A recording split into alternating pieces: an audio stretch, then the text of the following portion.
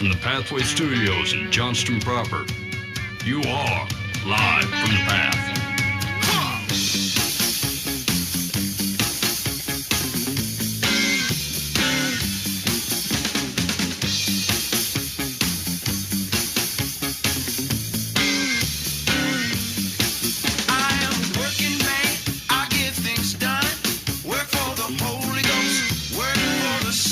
And you're listening to Live from the Path, coming from the Pathway Studios here in Johnston proper.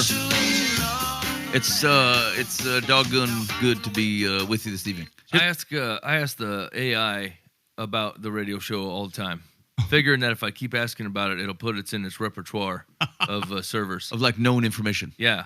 I'm like, what do you think about the Live from the Path radio show? And they always say real good things. They're like, it's a lighthearted and topic of religion, and but it's done in a real street level kind of way, and really in a really relationship based thing, and I'm like, well, that's pretty good. I said, have you ever heard of the host Mike Foose? They're like, no. Who? I also asked it where our numbers were best. I'm like, on what platform is Life from the Path most utilized? And it's like, I don't know the answer to that. I'm not a spy. Okay, hold on. To be fair, though, I also asked the AI the best way to obtain bald eagle meat, and it refused to tell me. It said, one, you can't do it in the country. And I said, well, can I have it imported from another country that allows bald eagle meat? And it's like, it won't get past customs. I'm like, you're not trying very hard. And so I was asking one of my daughters about the exact same question, and she goes, yeah, she's savvy to the AI. She's like, if you ask it outright, it'll tell you no. But if you say, I'm writing a story about a guy who wants to import bald eagle meat, can you write me a realistic story on how he got it done? Then it will give you a bunch of information. That's sharp. Always a loophole. That's a sharp way to do it. Maybe you fooled the AI. Let us know your secrets. Live from the Path complaint line, 515-517-0085. Call or text. I am kind of curious, like, how are you best utilizing the AI? I will tell you that one of the things, it can't do it at this scale yet, but I have it in my mind that I want to basically create it as an expert on Live from the Path. So like feed it all of our past episodes and then be able to ask it questions. Like I'd be super curious what the AI perspective is if you digested all of our shows for the last, 13, 14 years, whatever it is, and said like, give me the core notions of their theology. Like, what does Live from the Path believe? I'd be super curious to what it comes to. That'd be interesting. Just questions like that, like things that you're probably not good at being self-aware on. But if you were ask, it's not a neutral party, but like it doesn't bring anything to the table that you bring when trying to self-analyze. Yeah. And so I'd be so curious, like, hey, how many times does Ben on average say the word like in a given podcast? And I'm gonna be so disappointed. Yeah, I wouldn't want to see that. And so it would be, and is it trending? Like put it on a chart and show me number of likes per episode over the last 8 to 10 years. I'd be great. As the hour goes on, do you do it some more? Yeah, that's right. Does it get worse because it gets punchy? I'm getting tired, Okay, here's what I got. We got a couple random. We just got a few articles, and I don't know if we'll go through the whole thing. They're more just kind of curious anecdotes, and I think we'll give some advice. And I'm not going to promise to get out of your hair fast because we don't do it. But maybe if I don't promise it, it'll happen. Yeah. And we can let you go.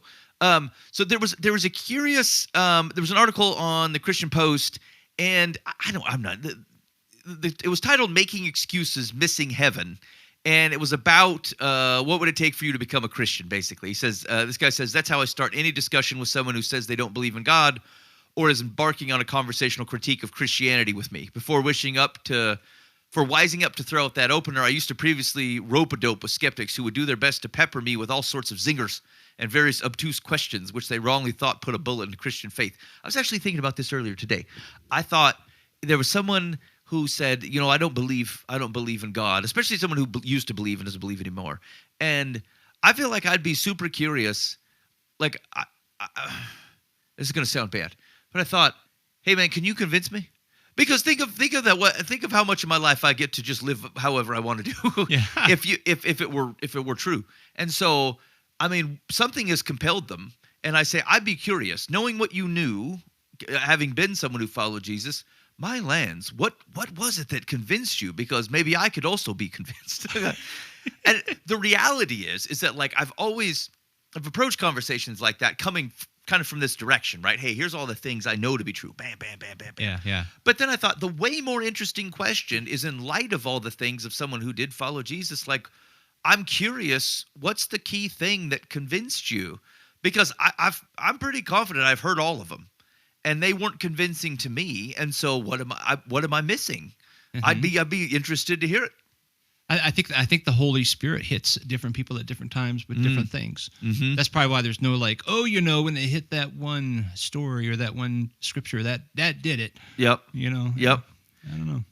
So this guy says, let's see, today I bypass all that and get to the heart of their unbelief.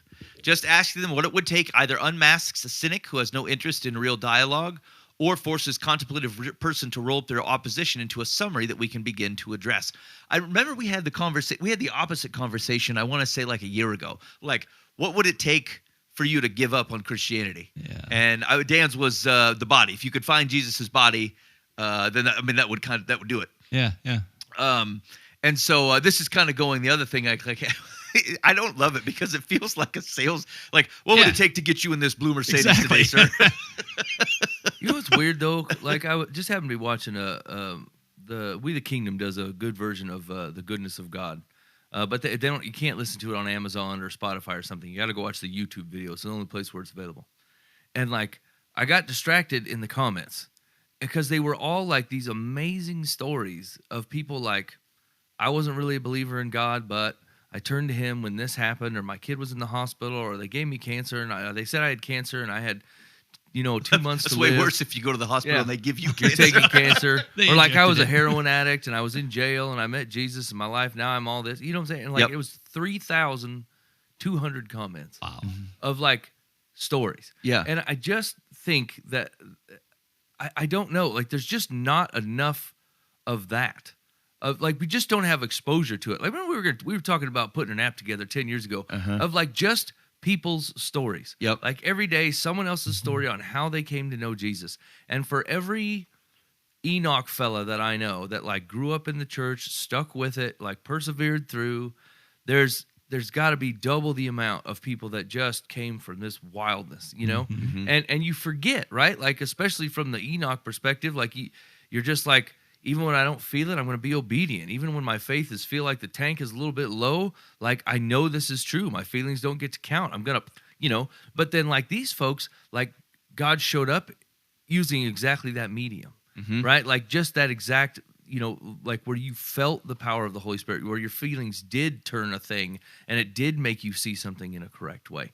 And so like, it's just interesting that the logical arguments or sometimes the fallacies that they like to put together as a rebuke against Christianity or it's all this, but like there's so many like exact opposite stories that you never get to hear. You never like there's just so many people who I don't remember how many folks God has changed their life drastically. And it's funny in your own life you start to weigh and measure in your worst moments, you forget how big those moments were.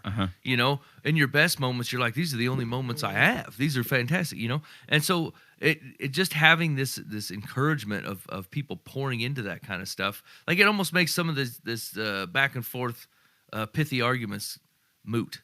You know what I'm saying? Meet a guy and then don't see him for 10 years and come back and meet him again after he met Jesus. And like just seeing the difference in the person themselves, like whatever argument you're going to put out didn't matter. Yeah. It's one of those things where, when the stuff you start calling into question about, hey, okay, the scriptures themselves are old. I didn't see it personally. All the things that people start getting tangled up on, and then you got to do. Look, what about Dave? Like, let's. If in your worst moments of skepticism, I go, none of that. I can't hold and touch any of those facts, but the implications, like, what am I going to do with Dave's story? What am I going to do with the Nelson's marriage? What am I going to do with all these people over here who gave up their lives and now live in Malawi with 15 children? Like, what am I like? That they actually, it's cyclical. It reaffirms each other. Like sometimes, frankly, I find it easier to look back and talk about the veracity of the truth that I find in the scriptures than sometimes I look around and go, I don't know. The way we're behaving, maybe not. Maybe this stuff isn't real, right? And then sometimes I'm like, I don't know. We're like 2,000 years separated. Do I believe all this because someone told me to believe it? And they're super convincing. And like, it means their whole life to give it up. Like, what would it mean to admit if it wasn't true? It would mean a lot of my identity to admit something like that. And so could you hold on to it even in the face of extreme prejudice? Yes, I bet you could, because I don't know that I could face a world in which it wasn't true. And so there's a risk to believing something like that. And then I find the things going on around me. I'm like, no, wait a minute, but I can't explain that or that or that or that. Okay. Right? Like it's when I need one of the other things, God has provided them to provide me reinforcements when there's a doubt somewhere in one side or the other. But it's interesting too of how much, and I think this is one of the great risks of growing up in the church, or I don't want to say becoming too familiar with Jesus, because that's not the tone that I want, but like sometimes the world around us, especially if you grew up in a church or and surrounded by people who are following Jesus, is you start to view the world as if the world is that way on its own. But it's that way because of the people who love and serve Jesus. And then what happens is you can come to the conclusion that you just stop giving Jesus the credit.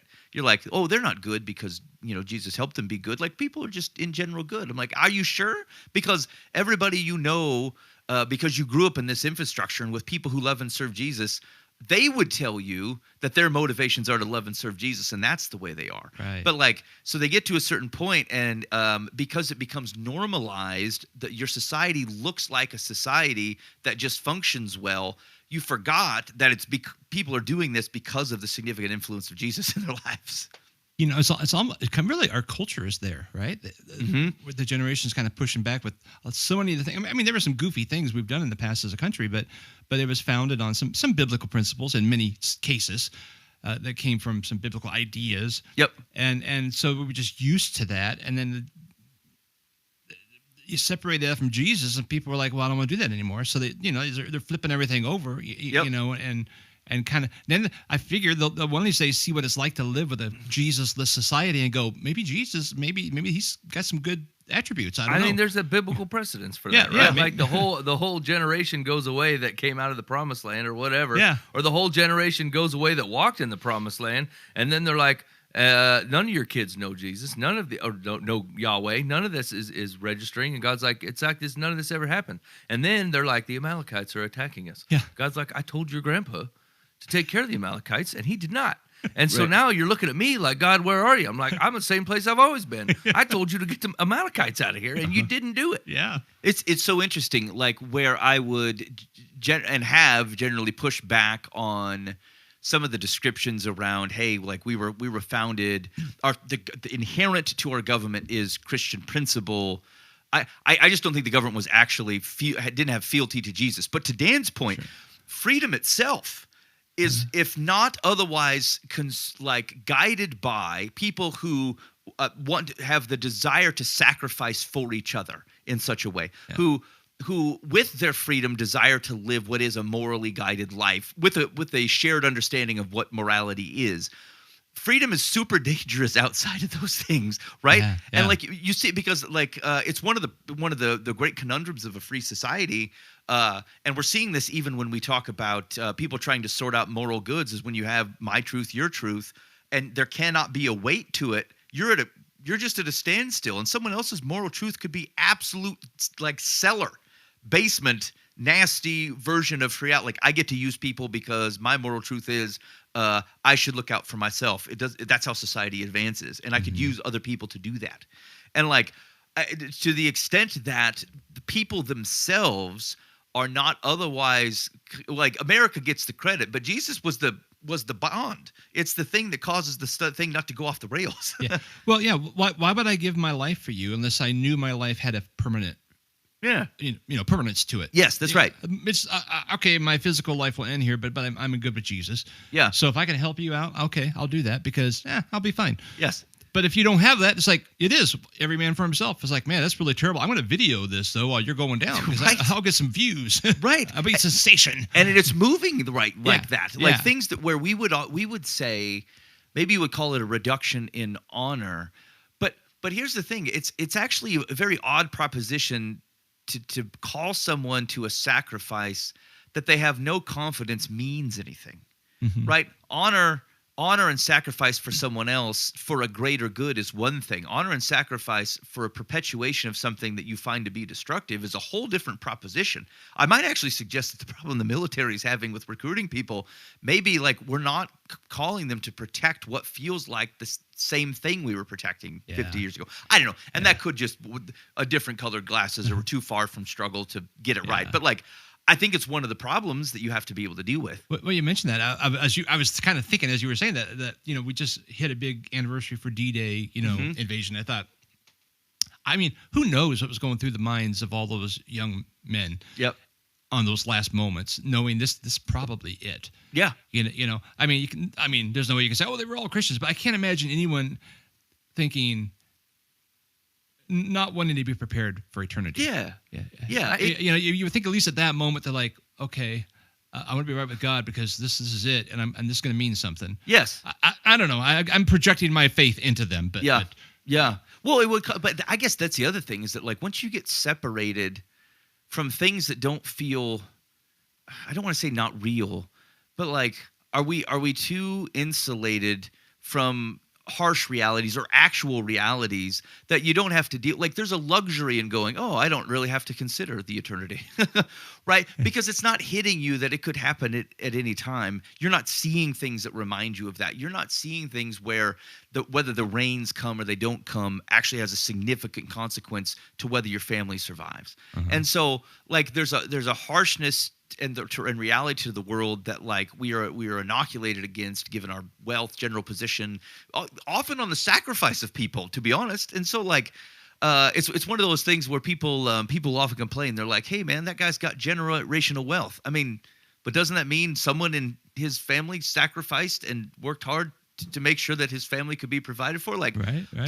I would want the same thing, and so it's a weird thing to be upset about. But anyway, it's curious. It's curious then to think about like what does it mean? How much of what America as a country had such promise was like being shadow supported by basic notions of morality that came from what was mostly a Christian worldview, even if you could make the case, and I think you largely can, that a lot of the initial leaders of America were deists. They weren't agnostic. Like they had a belief in a God. They had, even if they didn't believe that God like meddled in human affairs, they did actually agree that God had a prerogative. There was a moral way of going about something, and that's reflected in a lot of in how they framed how we should understand the country itself. And the foundations of freedom, like that we were owed it because we were created to be free, like some of that type of stuff. And the minute you lose the underpinning of it, even if it's not an explicitly Christian doctrine or document, it does actually make some of the principles like way more difficult to deal with because we're not bound by a common belief of what is good and what is not good. Yeah. Even to say, there's one quote I'm going to get to, and we'll stop the article because I'm not sure the rest is super interesting. He said, reasons to believe are good. Being a data engineering science guy for decades, I've always found one of the most compelling arguments to be the one from design, and so does Christian author and radio host Eric Metaxas. He says, unfortunately, many times they aren't enough, especially today with belief in God's truth falling to an all-time lows due to all sorts of superficial pretexts. A year-old Gallup poll found that belief in God, heaven, and hell is at its lowest point ever, with acceptance of God and heaven being down the most since 2001. Again, a harsh reminder of reality. And while the excuses given for unbelief can be very diverse, many times they boil down to the same things given by people who stiff-armed Christ to the flesh 2,000 years ago. And this is the quote that it stuck with me.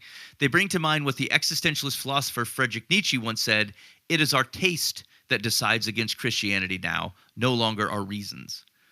And and that stuck with me because we often are having what we consider to be a logical argument.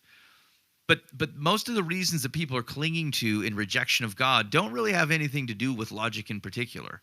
Like it's our taste. It's the thing that we want to be true. It's the thing we're enamored by. It's the thing we're in love with. It's the thing that we see ourselves in that are the compelling reasons to reject God, not the objective realities that are around us, not the evidence in people's lives going before us. Although I still think they're powerful and it kind of depends on the person.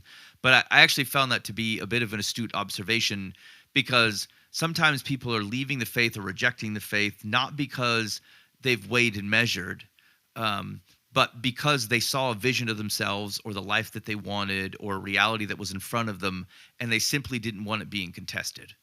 And and maybe I would substitute taste for preference. I don't want it to be true. And frankly, so why would I spend any time trying to drag it in? Yeah, this is the reality I want. Yeah. Which like our ability as humans to get down that path is not a surprise. 75% of the justifications for divorce are that they saw a different way of their life being, and it was just a preference of theirs. And so then you start not taking in reality objectively until you get to the thing that you saw. I think that the interesting part is like I've always struggled to like look at with the end in mind, right? Like that I'm going to live forever with Jesus doesn't cross my mind as a thought, you know? Yeah. And so if let's say that wasn't true, let's say the Bible changed its tune and said, look, your life on earth is it. There's no everlasting heaven for you. But I'm still calling you to these principles because I say that they're good. Mm-hmm.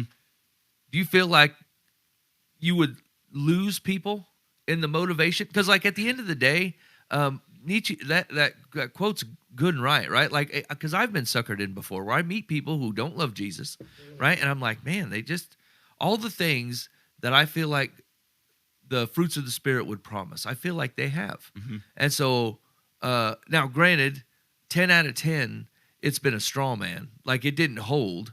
It wasn't over a long haul. Or I was only getting just a look into the window, not an actual sitting down on the couch view, you know, which is probably the social media version anyway, you know. But I don't know that even without the promise of eternity that I would want to live my life any other way, like a pursuit of sacrificing for other people, like a pursuit of not having to carry the burden of being selfish and not pursuing greed and like taking care of people. You know, like if there just seems to be the most inherent joy in the world that God's created, with even without the phrase "your suffering will come to an end." Mm-hmm.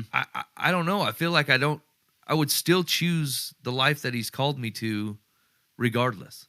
Yeah. It kind of begs the question, or like an interesting thought would be, if God said He didn't care whether you were faithful in your marriage, would you do it? Like, is it the boundary that Jesus that God has put on? Hey, it should be one man and one lady.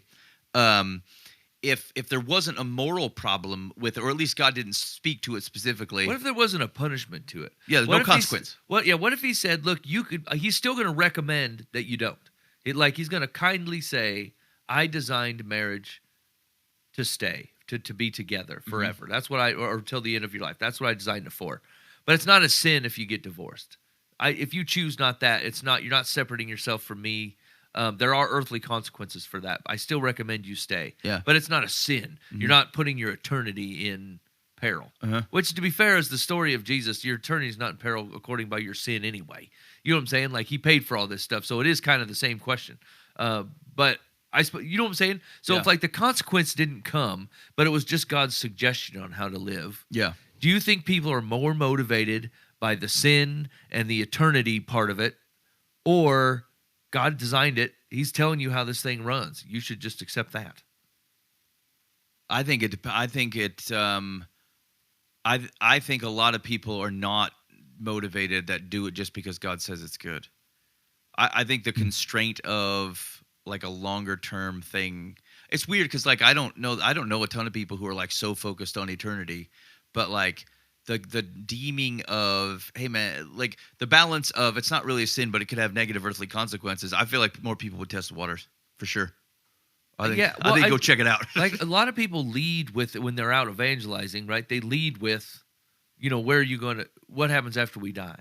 Or where are you going to spend eternity, you know? And like these are valid questions. But the thing that I've always wanted to say that I've always been too scared to say, but now that I think about it, it's flat out true. Like, your life will be better. What we always tell people is there's no guarantee your life following Jesus will be easy. That is true. But like, I can't even guarantee it'll be better. I actually think I can, right? Even in your suffering, it's better. Even in your, when we will perceive it as suffering, or you're giving up of your pride or giving up of your life. You're basically saying, my life is now at the service of other people. And what you're saying to somebody who doesn't know Jesus is, so your life might not be better. But I'm telling you, I don't know that I'd want to live it the other way, because I watch people who live it, who say, I'm living for myself, and they're miserable. Yeah. Like, they act like they're not miserable. They'll tell everybody they're not miserable, but they're angry. And they're depressed, and they have no peace about them. They'll convince you that they do. They'll present as if they do, but it's a straw man. And so I guess that's kind of the point I was trying to get at is, are God's principles for living without the promise of eternity, are they still the best life on offer here on earth, even though you're sacrificing for other people? And I think the answer is still yeah. Yeah, I think they are, but I'm probably different maybe than you guys, because I'm pretty sure if there were no rules against some of these things, I'd be all over it. Give it a shot. I'd have affairs every other week. Yeah. I mean, even if God said it's not what's best for you, it's not a sin. It's just not what's best. Right. Well, because I do all kinds of things that I know are not best for me that aren't a sin right now. Also true. I do that. I eat French fries. I drink Diet Coke. I mean, right. Right. I don't exercise like I should. Yeah. Never mind. I'm in Dan's corner. Yeah. I can say the only thing that keeps me morally straight is I know there's a God and I love Him and I want to honor Him and there's an eternity. Otherwise, I'd probably flirt with all of it. Yeah, I guess that's the question. Is that if you know, and maybe that's the difficult thing where we're trying to focus on, hey man, God has a design for your life and this is what's best. Uh-huh. And if you don't have this overarching thought of a long-term consequence. Well, actually, this gets into all the parables after Jesus talks about his return, and the guy takes a long time to come back, and so they just end up doing what they want. This is the actual thing. People have a very hard time holding on to long-term boundaries where they feel like they can get away with it, or the consequences maybe no one will know, or it doesn't matter to the person. Yeah, so maybe it is more difficult. I think you're right. I think ultimately you're right. Even if there wasn't a notion of a forever in heaven, if this was the only experience, God's design for it is still best. Mm-hmm.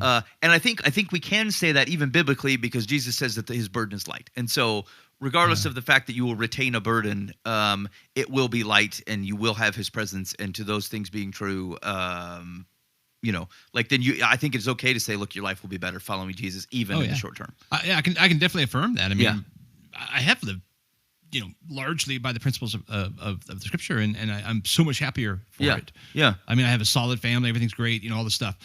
But if I didn't, I don't know that I would have. Yeah. Just on my own. Yeah. Just because if it was a good advice. Yeah, right. If cheating on your wife was like drinking 3 Dr. Peppers a day. Yeah. It's I mean, if it was all the more the consequence. Yeah. But the thing is it's not though, right? Like God didn't be like, hey, by the way, Commandment 7, no sugary drinks. He's like, look, something's going to take you out between the age of 60 and 90.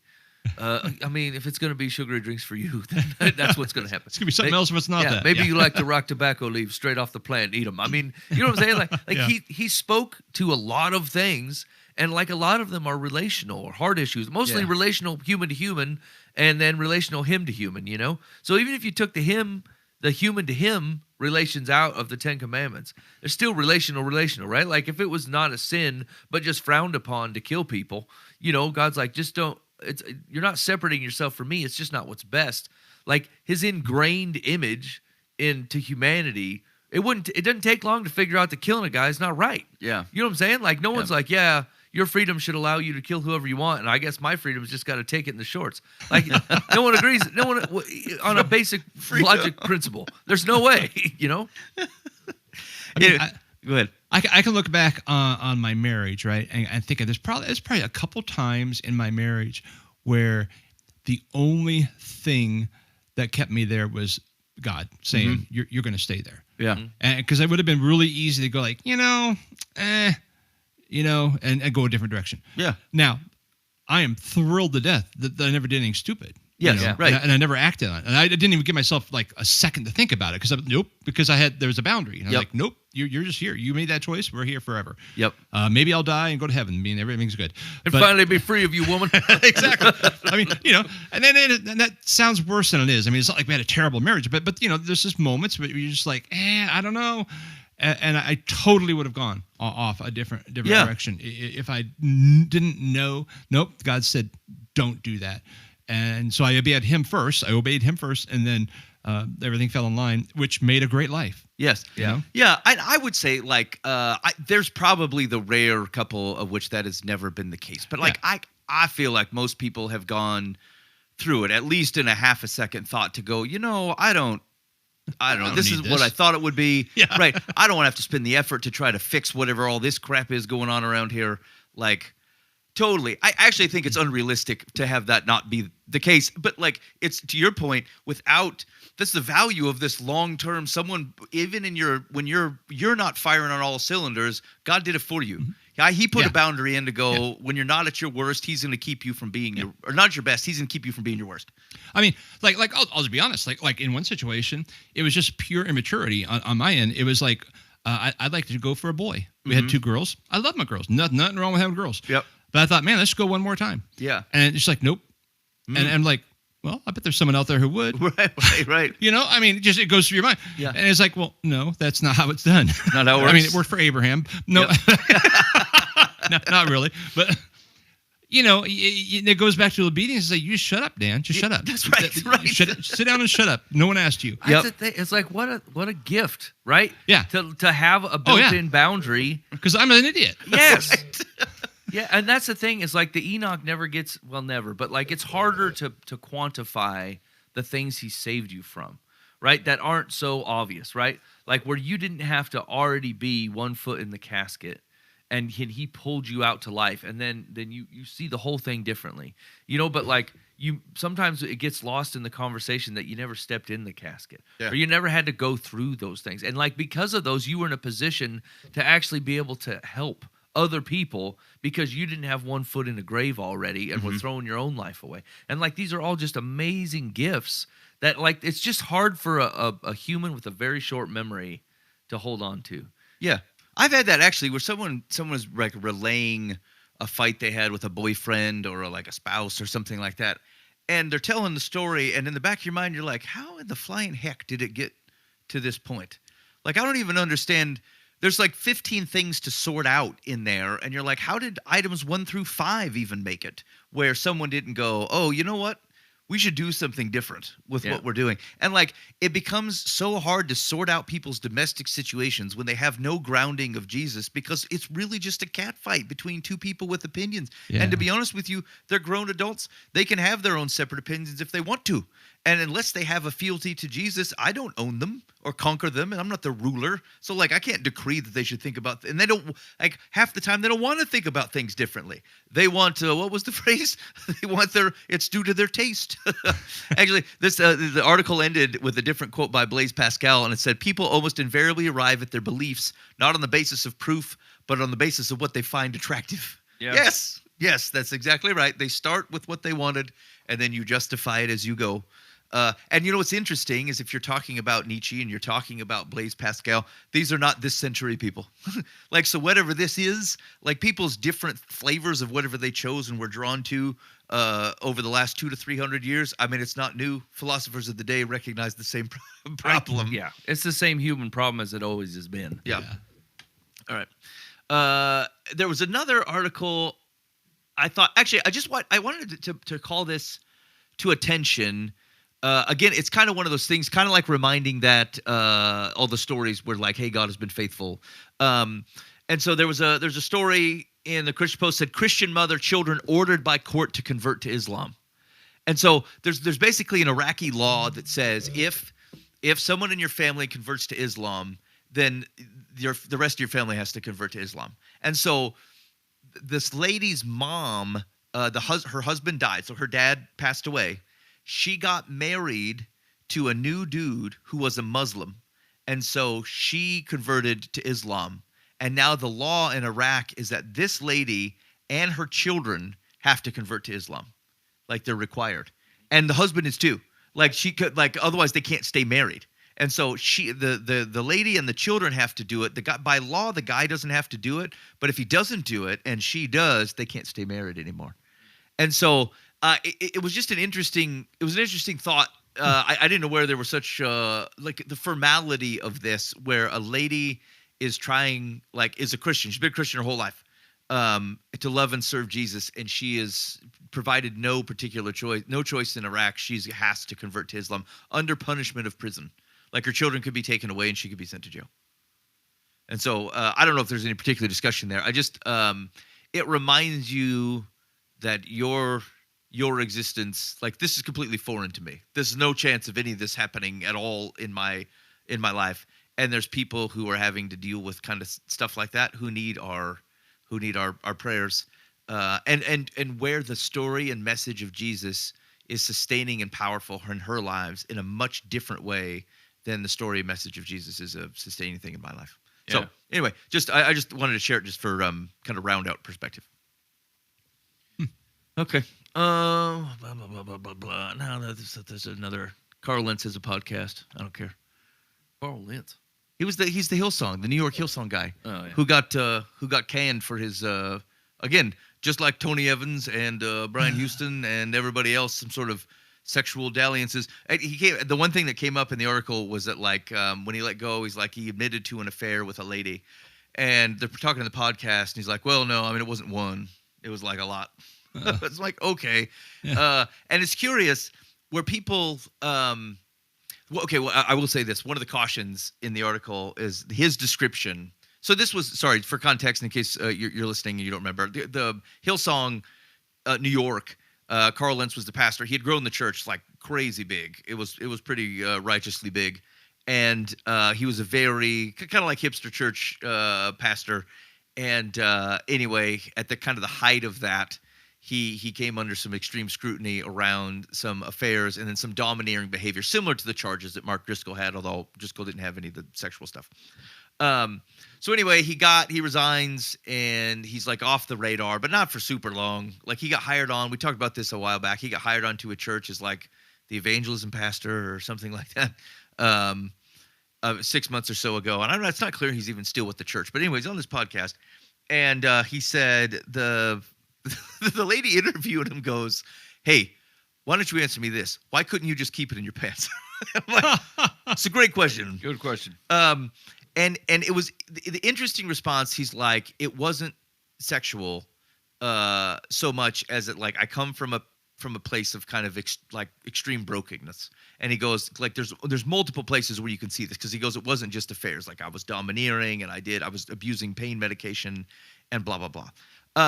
Now, I do think there's a reality often with men that, like, I mean, it is sexual for sure. But it's not always that. It's not always just that. But men are notoriously difficult at expressing themselves. They couldn't tell you what it was. They probably feel like, to be honest, like, I think a lot of men are seeking, you think they're after the shallow thing, and they certainly want the shallow thing, but they also want people who, like, adore them, and people who think highly of them and build them up and think and find that they matter. And so it gets harder the longer you're in a marriage. Sometimes you're less impressed with the person that's around you. Sometimes they're not particularly impressive. Sometimes they gave up. Or sometimes, like, you forget what enamored you to someone. And because you got, kind of like the thing we were talking about with Jesus in a culture, because you got used to it, you forgot that you didn't deserve it. Yeah. And that often happens as a marriage. You start nitpicking stuff about people. It's actually you were thinking when we were talking about in your marriages and stuff, and like, it's pretty normal every once in a while to go, I don't know, man. I remember a time in my marriage where I was so thankful because I was mad. Whatever it was, I'm like, it felt like, I don't know, I just don't feel like anybody cares about me around here. And I lined up all the things. Maybe I said this recently. I lined up all the things that I was all butthurt about. And actually, I mean, some of them were probably legitimate, actually. But then I thought, like, is it possible that your wife feels the same way? Like, hey, you feel underappreciated. Do you appreciate your wife? You feel like she's ungrateful for all that you do. Have you ever told her how grateful you are for all the things she does? Yeah, but she sucks right now. I'm like, maybe. But, like, in the grand scheme of things here, do you not have a good woman? Does she not? Does she not care for you and love you? And like, does she have room to grow? Of course. And so, but like, it was that kind of thing where, you know, the only I would never. It would none of that would ever get prompted for something shallow. Would never leave my marriage for something shallow, but I would be reevaluating it for something deep like that. Like, I'm underappreciated, and then you find out that like, okay, maybe some of that's true and needs to be worked through, but like also idiot over here, Right. And I need to go do something about. Why don't I start there and make sure I feel real good that we're tucked up and that I did my best? Because right now I'm not making it. Oh, what a wretched man I am. Yeah, right. And so anyway, I think there is something to that, and I think there is evidence that like, hey, that's not the only thing, but I am cautious, I think, at the thought that like, oh, it just came out of a place of brokenness. Well, yes, and disobedience. because people can be broken. People can have a break in their life. People can have a mistreatment. People can have all kinds of things and not do all the things. And so I just we risk painting over something that requires work.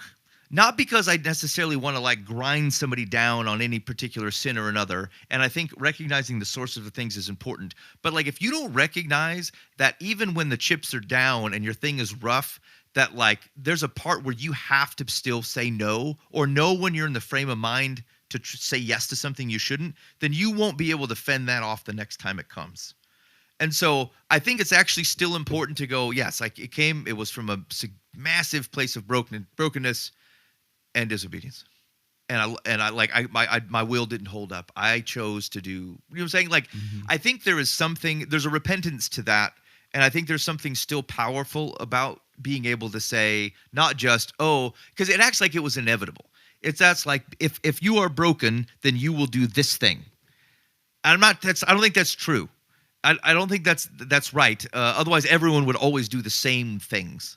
And so it did just catch it that it's not a whole story. I believe it's a true story. I just don't think it's a whole story. And I think it is valuable for freedom to have that notion of taking responsibility. Jesus will cover it regardless, but like the action of taking responsibility and knowing your role in it and the actions that you took in it help you recognize the path the next time you come on it, as opposed to going, brokenness made me do it, which is a risk. Yeah, I think it's impossible. I don't know if it's possible. It's not fair to think that everything that is true about Jesus is going to be true in your pastor's life all the time. Yeah. Right? But I just have a hard time. Like, you'd have to be so separate from the work of the Holy Spirit and the presence of God in your life to continue the double ruse for so long. Do you know what I'm saying? Like, I mean, I've screwed up. You know, like I've had sin catch up to me, or I've made a mistake, and like I don't even know if I could teach youth group that Wednesday. I'm like, I am not the right person for this right now. Not like God's waiting out a penance for me, or He's got this big list of things I need to do. He already set me up to be a teacher in that particular arena, and my sin does not disqualify me from that. But there's some times where like I'm not in the right, my heart's not in the right place, my mind's not in the right place. I got to find someone else to fill in for me. I can't go do this. I can't go represent Jesus in front of people today. Not because of my brokenness, but because like I'm not asking the Spirit to be a part of it. I'm not asking God to show up to His people. And like, because it freaks me out. Yeah. I don't want to preach the gospel as Mike Fust. He kind of sucks. You know what I'm saying? Like he'll bow down to the closest person next to him that makes things hard. And he'll go, all right, well, we don't need to fight. Let's just be friends. You know what I'm saying? I've met the guy. He will bend. Jesus doesn't do that. And so, like, you don't need a me in there, right? Yeah. You need a guy that's going to go, not me, but you, right? Christ in me. Let's do that. Yeah. You know? And so, like, I can understand that, like, to be fair to pastors, they're just humans, right? With a specific job that God has called them to do. But there's something a little bit disingenuous to be like, look, I was just broken. Well, why don't you step away from the pulpit 5 years ago, dude? Right. And get healing. Yes, right. that's Why don't right. you be like, look, I'm not in the right place. I need time with God. I need time to recharge. I got to get out of here. But you showed up every Sunday giving these fiery sermons with like lots of actions and attitude. You're not morose. You know, you're not up there like barely phoning it in because you can't barely hold it together. You're up there running the Actors Guild, you know? And so want to give him the benefit of the doubt here because running the actors. Well, I don't know how you could be so far away from God and still show up on a stage and fire. You know what I'm saying? I Like, don't what know. a danger. And that's why as a church of 40 or 40,000, Right. We hear the names of the big guys, but there's guys in the little pulpits too Totally. that are doing the same things. Yep. I don't know how you sleep. I don't know how you. I don't know how you. Man, yeah, I don't know. Like you say, you're not perfect, but if you're in rebellion, No. That- Well, and that's- there's an arrogance to it. yeah, Like, because here's the thing, if you're leading a group of people, then do so through all the things. Like to your point, if you're sensing, you're like, boy, I'm feeling rough. My mind is going places it shouldn't. I'm a risk to these people around me. Then come say that.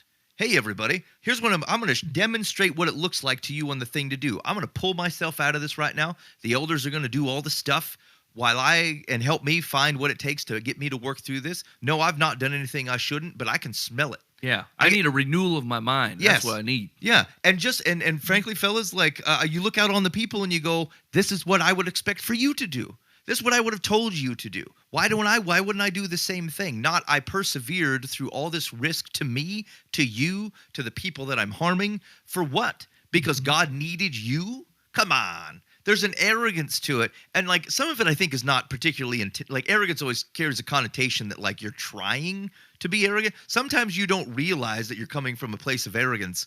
But like you should, in fact, every Monday morning, you should just write it on your calendar, things to pray about. I am not as necessary as I believe myself to be in most things, but where God has made me necessary, help me give my life to that. And frankly, if as a leader, you lead even through your troubles, not like in ignorance of them, but through them. As an example, as a way to help other people who are going through similar things. Like no one is more powerful in ministry than someone who sees the thing you're going through because they went through the same thing and they know what it's like to walk on the other side of it. And so be that for heaven's sakes. Like, yeah, that's a failure. It's a massive failure of leadership because you're counting the wrong thing. yeah.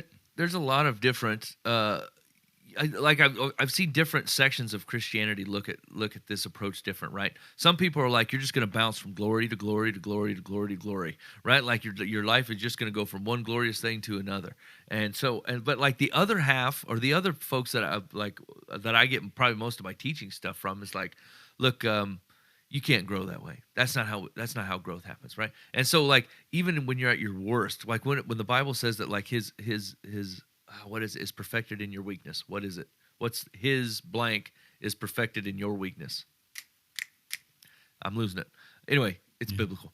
I'll think of the word. His strength, isn't it? I think it's his strength, but like I don't. Yeah. But I didn't want to say it because I pulled it out wrong. That sounds too easy. Yeah, like his strength is perfected in your weakness, and like that's straight biblical. So like it's hope for people where like things just look like a garbage dumpster fire at the moment, and you're like, look, this is what when you can approach him in your weakness, and then go, this is how we grow. When you realize where you're at, and then watch his strength show up, yeah, that's where a growth will happen, right? But if you're just bouncing from glory to glory to glory to glory, your weakness never showed up. Yeah. You know what I'm saying? So his strength was not necessary. And that seems like an odd thing to hope for, to want for, right? But like the truth is, like unless you see it in its truth, you know, either because outside circumstances have put you there, or the Holy Spirit just put it on you that like you need to realize that you are not a key to this equation. You are a loved part of the equation, but you are not the fulcrum on which it runs, right? Well, how much hope does that sound like? That sounds great. That means that like with my faithfulness does not hinge on mine. Right? His faithfulness to the thing that he does not hinge on my faithfulness to him because he's an amazing God, right? And so like some people will say, you're not as key to that equation as you think. Then you go, well, what good am I? What use am I? Who am I in the kingdom of God? And I'm like, I hear that and I go, the Lord will do, regardless of me or not me. I would love to be a part of it. But if it ain't going to be me, my hope gets to shine because today I screwed up. Does that mean that all the things that I had on my list to do for his kingdom, the relationships I was building or the Bible I was reading or the study I had started or the prayer I was trying to memorize or whatever crazy thing you want to be doing, when you screw that up, he doesn't take it out on the works that you were doing, because his faithfulness is not contingent upon yours. And Yeah. so that sounds like a hopeful statement to me, where I think, people in a certain position will be like, I got to keep doing this. I'm a key to this whole operation. My name's right on the sign. You know what I'm saying? I really got to do that. The people are coming to hear me talk about the gospel. Yeah, actually, what based upon that quote you were talking about, it made me think that then the reality would be that if you do not have weakness, then you are running without his strength. You know what I'm saying? Like if his strength is demonstrated, his power, like the King James says strength. I think some of the modern translations say power is perfected in your weakness. But like without your weakness, if you are not finding a place where you recognize a weakness, or it's where you're walking in humility, I think is ultimately what it's getting at. Then you're running on your own steam. It's not his strength that is being perfected in you. And like, what a serious risk to you, to the world around you. Yeah. Yeah. Okay, you're listening to Live from the Path. Hey, thanks for hanging out with us so far. You can give us a feedback on the Live from the Path complaint line, 515-517-0085. Call or text. We would love to hear from you, and we appreciate. Hey, the podcast numbers are rocking. Thank you guys for listening. It's always surprising to me. I always expect our listens to be in the dozens, and it continues to be in the hundreds. High hundreds. There you go. And that's at least just for the straight podcast listens. It's not counting like YouTube and stuff. So when you guys, like it's almost 1,000? at times it gets close to it. Most of the time it hangs around 500 or so per that's per week. And then obviously the episodes will accumulate more and more stuff as they go. But like anyway, that's Cool. That's humbling. I know some of you guys are like starting and stopping it in anger, and it counted at like 75 plays, but really you just hate the show. But thanks for them numbers. We'll take that. There, Bobby. Appreciate it. Okay, Mike, let's give some advice. All right. Dear Live from the Path, I have a friend who, anytime we ate out, if a server tried to take her empty plate and others around her weren't done eating, would stick her hand out to prevent the server from taking her plate. She says it's rude to take a plate when others haven't finished their meal. I think it's rude for her to do that to the server. I have mentioned this to her only once, and we've been friends for 30 years. What do you think? About what? I mean, as a guy who has been a professional dishwasher, let them take the plate. Yeah. They need the plates. Yeah, let them hand it over. Like, what the heck? What are you doing with it? Like, rude to who? It has nothing to do. Yeah, it's not like people like, oh no, she's done. I better hurry or whatever. It's like, no, Dad, drink your water and shut up. someone else is hungry. They need that plate. Around here. No, I don't. I mean, okay, there's a couple of things going on. One, no, this is not a problem at all. Two, if this is your friend of 30 years, like, first of all, what happened when you brought it up? I'm curious. Yeah. And is that the reason you didn't bring it up a second time? Or like, I mean, they're still friends, so yeah. Yeah, like, no, and never mention it again. The I'm plate done with stayed. you. Yeah, I mean, you obviously can't be that close of friends. You know what I'm saying? Like, I just can't imagine if Buva had done the same thing. He'd be like, what are you doing? Just give the guy the plate. Yeah, Right. and it would come up the next time we were out, and I go, "Hey, you still doing that? Because you look like an ape." Yeah, if you're gonna embarrass me, we're gonna go to the Bandit Burrito because they got no plates, and I don't want to have to do this again. See that table over there with hungry children? They're waiting for your plate. That's right. Man, that's weird. Okay, all right. So our overall advice is, I mean, this doesn't seem to be. Oh, wait a minute. No, she's the friend does it. Yeah. Yeah, bring it up again. Well, Yeah. So your friend is embarrassing everybody. All right, Secular says, I don't think your friend is rude. According to Emily Post, when a server removes someone's plate before everyone is finished eating, it can leave the impression that those still eating are holding things up, and those who are done can be left feeling that they rushed the meal. Maybe they have a low self-image. Also, you are holding things up. I'm finished. Yeah, we're not leaving because you're still eating. That is correct. Yeah. It's not meant to imply a feeling of burden or guilt either way, but like, I'm done and you are not done. What kind of person is so easily pacified that they're halfway through their salad and they look over at someone else's plate, which is empty, but still there, and goes, "Well, thank goodness I'm not holding this up." Right. Ted's still licking the sauce. Like, it's stupid. I'd feel bad if that plate was gone. Yeah, right. But as it is, we're good. This is weird. I mean, it even facilitates the conversation. Like, my goodness, Carl, you really plowed through that. Hungry much? Like, oh, I haven't eaten for days, blah, blah, blah. Tell a story. This is dumb. That is dumb. Yeah. Why don't you eat some of the butter tabs while you're waiting? You know what I'm saying? You know, so I'll tell you this. I never drink so much water than when I'm out, like for work stuff. People go out for drinks, and I don't drink. And so, like, I'm just sitting there pounding water. Because there's not, people do it because they got something to hold while they're trying to facilitate these conversations. And, like, I mean, I pee 55 times because of the amount. People taking it easy because it's expensive booze. And I'm over there just wailing away on water all night. Look at me. but like, it would be super awkward if I didn't have anything. If there were nothing there and I didn't have something to drink, it would feel weird. But, like, it's not like they're taking your whole kit. Like, drink the water, order a coffee after the meal, have the free bread. There's plenty of options, of which this plate is not part of the situation. Yeah. Or if if you're really desperate, bring a paper plate with you, and they'll take your plate and you can set it out there. And you can pretend. Just keep putting another one there, and just be like, "I'll keep this one." Like, you can't unplate me. I can't am have plated. this. The old keeping the peace plate. I've never looked around a table and been bullied by somebody's plate being missing. No. But I also eat real fast, mostly because I get bored. Like, I will literally stop. I don't know the last time I've stopped eating because I was full. I stop eating because I'm just tired of doing it. I find eating to be extremely boring. I don't eat more than like 5 or 6 minutes, and then I'm out. Okay, here we go. Last one. Okay. Dear Live, from the path, I'm divorced. My ex-husband has a girlfriend and has just gotten engaged. Mm-hmm. We have 2 sons, 23 and 20, and they are going to their father's wedding in 4 months. I'm kind of annoyed that they're going, and I'm not sure what an impact this will have on my life as the ex or how my boys will feel. Advice? What? I mean, your boys want to go. Isn't that why they're going? Yeah. I'm not sure what an impact this will have on my life. Well, I mean, I don't know. These are grown kids. I mean, are you still trying to tool Christmases together or what? I don't understand. Like, you got divorced.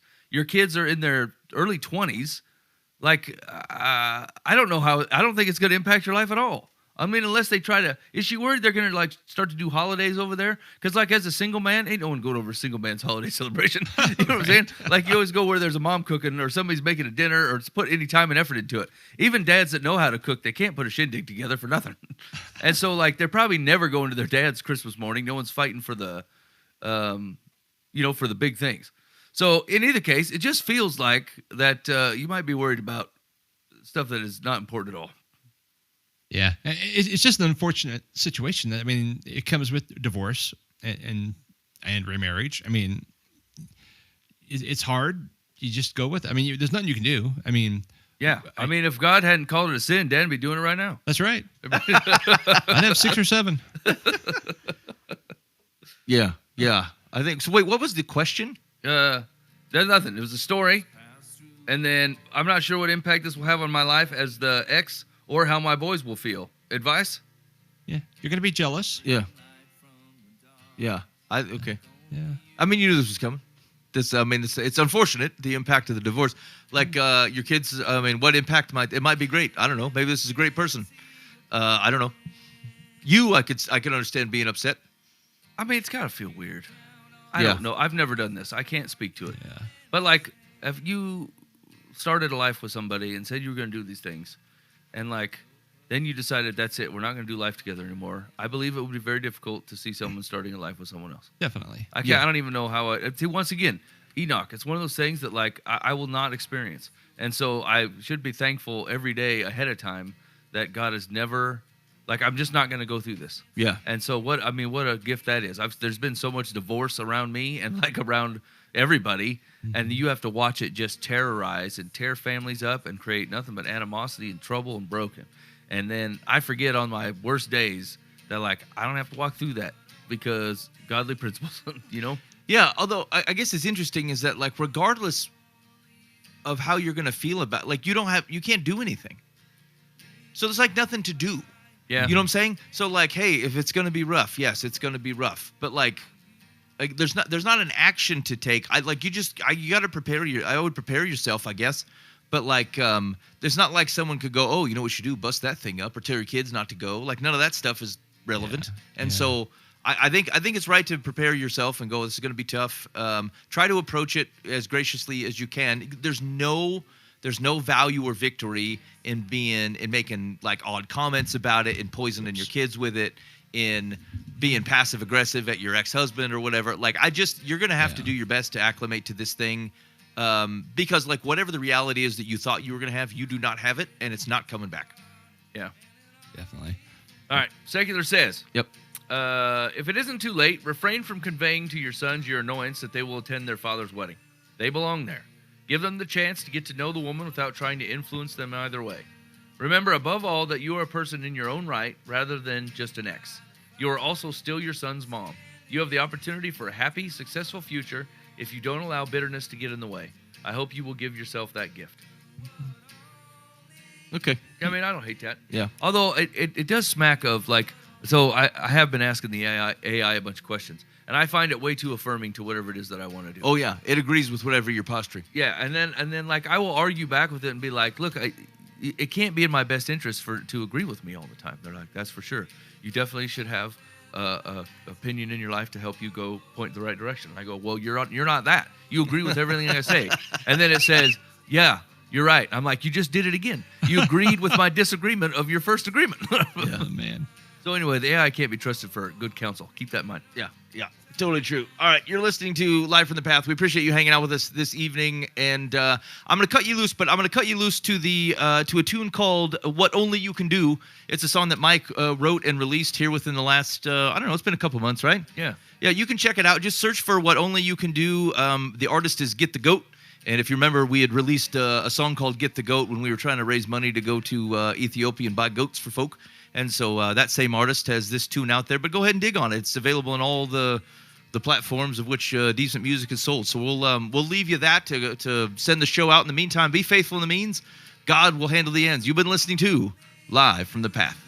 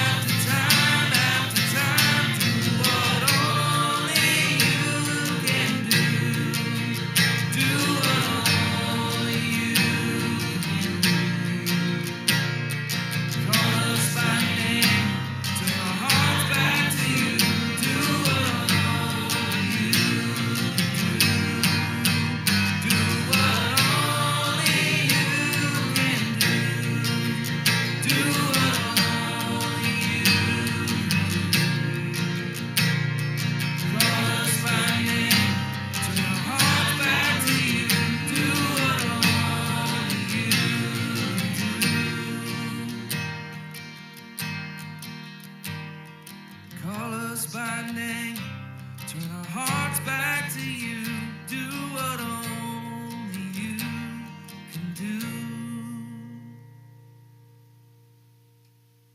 Hey, come take a look at